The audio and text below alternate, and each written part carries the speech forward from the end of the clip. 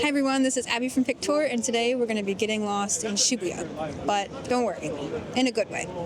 This is an iconic epicenter of Japanese subculture and entertainment, and it's still growing and developing every day. So we're going to show you all the spots that you should hit while you're here. Let's get started. Alright, so we are starting our day at the Hachiko gate outside of Shibuya Station, where the big draw is the Hachiko statue behind me, who has a queue to get a picture with him. I'm sure you all know the story of Hachiko, but if you don't, he is a very good boy that used to wait here every day for his owner to come home from work. And one day his owner sadly did not return home because he passed away at work.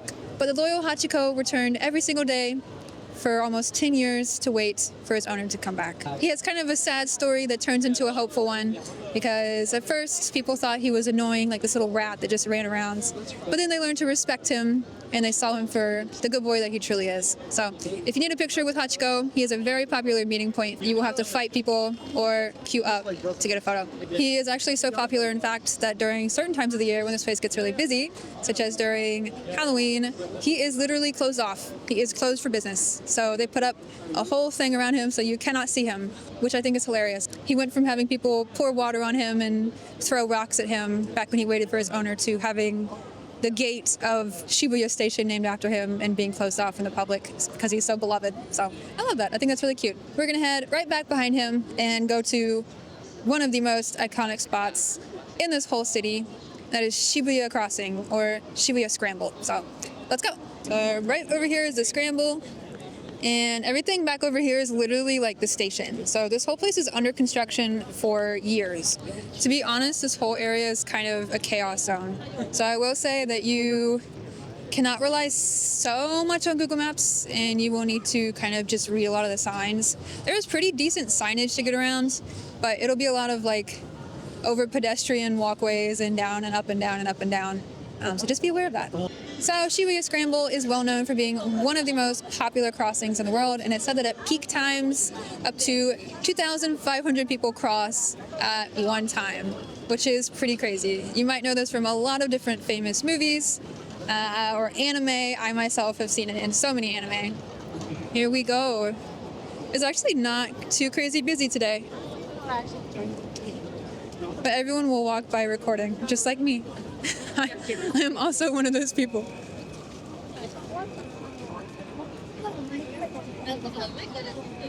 Let me know in the comments which like anime or movies you recognize it from. We always think of Jujutsu Kaisen, which is really trendy right now. And of course, fun fact, it was actually in a scene from Fast and Furious Tokyo Drift. There was, of course, the iconic, insane scene that was shot here. It was actually shot without permission, and it landed the decoy director in jail for the night, which is peak humor, dedication to his craft. And what if you want to get iconic shots of this place? What are you going to do? Where are you going to go? Well, I think there's like 4 main places that I would recommend, besides of course just standing here and like getting the street view of it. First would be to go to the Starbucks that I'm looking up at from where I am. That's probably like the most well-known spot, but the Starbucks is only like a few floors up and it's pretty close to the ground. So although you get a view of the crossing, I wouldn't say it's a particularly good one. Everybody and their aunts up there basically trying to get it. The second place I would recommend is to go to this place called the Magnet Lounge, which I was going to go to show you guys, but it's closed right now for renovation.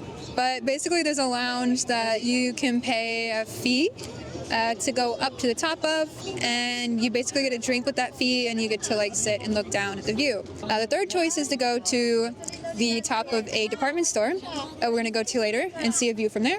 And the fourth option is to go to Shibuya Sky, which we are going to wrap up this video with. Wait for that.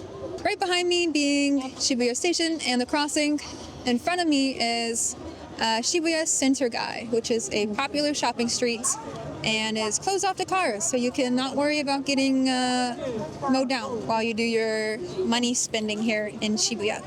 So let's go check it out. This area has a combination of things like secondhand stores, like thrift shops, and some new trendier stuff. So while I will say that Tokyo is really good for shopping, I think Shibuya is best for going to the mall and getting like trendy clothes shopping, which you can also do almost everywhere in Japan. But it's also good for thrift stores. So some of my favorites are Kindle and Komehyo, and I actually am in the process of making a whole Tokyo thrift shopping video for you guys. So please look forward to that. So at the Komehyo, we turned and we're gonna go up this hill called Spain Hill, which they named Spain Hill because apparently it looks a little bit like Spain. You tell me. So we are approaching our next destination, and that would be PARCO, which is one of Shibuya's famous malls. So here at PARCO, you have a few different things, but for the most part, it is brand stores like Celine and Gucci and Balenciaga. And then if you go up to the 6th floor, you have the fun section, which is things like the Pokémon store or Nintendo store or the Jump store or various other fun anime game themed stores. From PARCO, we're going to go to a few other department stores, including one that has a nice view of the Scramble.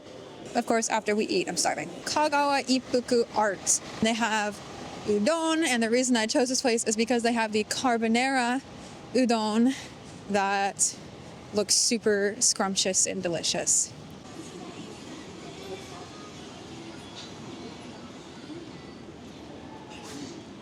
The next mall we're at is Shibuya 109, and this place is popular, especially with younger people and those who are very into kawaii fashion.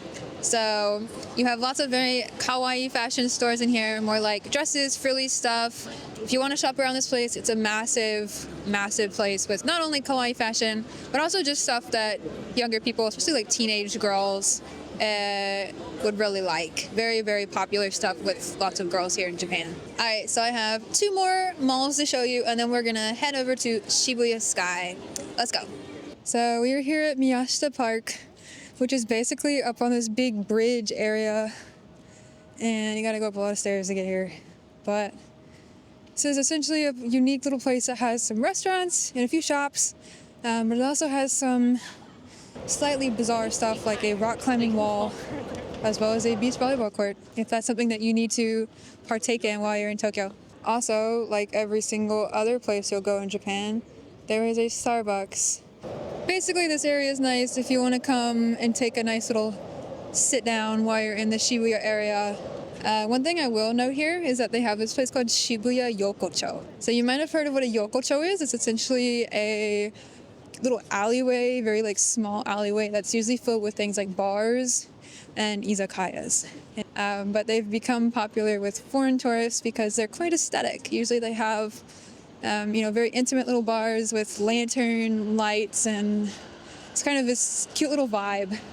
They have one here called Shibuya Yokocho, and the reason I'm mentioning this is because you might see it mentioned, but I pointed out because it is not a real yokocho. It is not a place that has been here, for decades where people have come and had drinks. It's a place that's been crafted to look and essentially be a yokocho, but the other yokocho I would recommend would be to hop over next door to Ebisu Yokocho.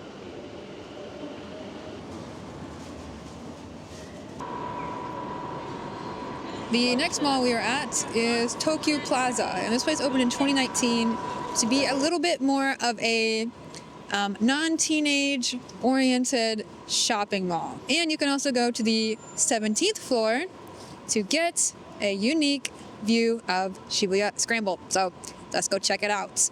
We're gonna find out how many steps we've done today in Shibuya, and we're not even done yet. We've done around 13,000. Okay, I don't even feel like I've accomplished much. I've just walked around and looked at the stores. Burned 1,886 calories that I will eat back. I will eat them back. Oh Lord. We got a clinic. We have multiple clinics, an acupuncture clinic, a bank, lots of event space. This is a place for adults. So we came up here to see the free rooftop garden, and it is closed for maintenance. So I'm really out of luck on that. But it's okay, because the next place has a fantastic view of the Scramble. So let's hop over there.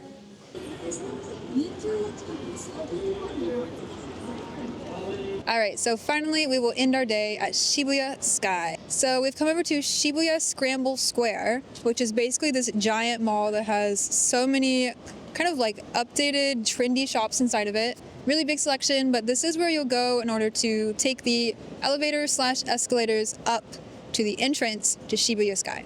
So when you come here, you're definitely going to want to have a ticket in advance. This is one of those places, highly recommended, especially if you're trying to come here in the evening.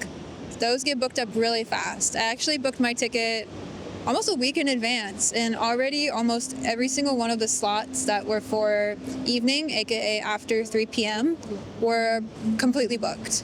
And it's like February right now. It's not even like busy season. We came here kind of before the 3 p.m. To see what it's like during the day. But if you want to see it at night, definitely book it early. If you want to see it in the middle of the day, as long as it's not super busy season, probably a day or two before is fine. And you'll just go to their website and book the tickets, and you show up with your QR code that they will look at and let you in. The morning and evening tickets are also different prices. So for during the day, for adults it's 2,700 yen, and in the evening it's 3,400 yen. So a bit of a price difference. I guess the evening is a little more desirable for people. And also they have places where you can go up and get drinks. So it's probably a really nice place to go up and enjoy a beverage and look out at the Tokyo Shibuya Sky at night. But right now we're gonna go up and let's see what they got. So right away you go out and you can see super far, and then you go up to this really big open plaza area on top of the building where you can look out basically in every single direction of Tokyo. So a really cool place to kind of wander around, get different pictures. They have a little area where you can get an official picture taken. They'll take it for you, and then they give you around 30 seconds to get selfies and video or whatever you possibly could get in that allotted time. Otherwise, you have a lot of free time to wander around. Of course, I took a million different selfies and made my beautiful Maddie assistant suffer a little bit because she was scared of heights, but that's my job. Depending on the season, they also have different events, such as a stargazing event, even Tsukimi, which is the moon viewing holiday, where you can enjoy the night sky, but you'll definitely have to get tickets for that in advance. One more note about Shibuya Sky is there are no refunds, and occasionally if there's really horrible weather, it will close. So keep that in mind. That's it for Shibuya today. I hope you all enjoyed this. I hope it gave you some ideas of what to do while you are here. It is a lot of shopping, but there are some other fun things to see that are not just spending money. Although I think everything here is really spending money, but let me know in the comments what you want to do in Shibuya or what you enjoyed, and I will see you guys in the next video. Bye!